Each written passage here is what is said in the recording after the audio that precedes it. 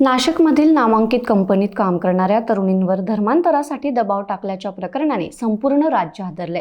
या प्रकरणातील मुख्य सूत्रधार मानली जाणारी संशयित आरोपी निदा खान 21 दिवसांपासून फरार असून अटक टाळण्यासाठी तिने आता कायदेशीर हालचाली सुरू केल्यात।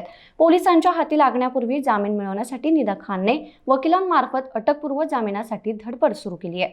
या प्रकरणाचं गांभीर्य लक्षात घेऊन स्थापन करण्यात आलेल्या विशेष तपास पथकाने आपला तपास अधिक तीव्र केलाय। निदा खानचा शोध घेण्यासाठी पोलिसांची विविध पथके भिवंडी, मुंबई, पुणे आणि नाशिकमधील संभाव्य ठिकाणांवर रवाना झाली आहेत। यापूर्वी पोलिसांनी नाशिक आणि पुण्यातील काही संशयास्पद ठिकाणांची झडती घेतली, मात्र निदा खान अद्याप पोलिसांच्या हाती लागलेली नाहीये। धर्मांतर प्रकरणातील आरोपी निदा खान गरोदर असल्याची माहिती समोर आली आहे। गरोदर असल्याने अटकपूर्व जामीन मिळावा यासाठी निदा खानकडून जामिनासाठी नाशिक रोड न्यायालयात अर्ज करण्यात आल्याची माहिती समोर आली आहे। निदा खानच्या अटकपूर्व जामीन अर्जावर उद्या सुनावणी होण्याची शक्यता आहे। निदा खान अद्याप फरार असून नाशिक पोलिसांचं पथक तिच्या मागावर आहे। निदाच्या अटकपूर्व जामिनावर काय निर्णय होणार याकडे सर्वांचं आता लक्ष लागलंय।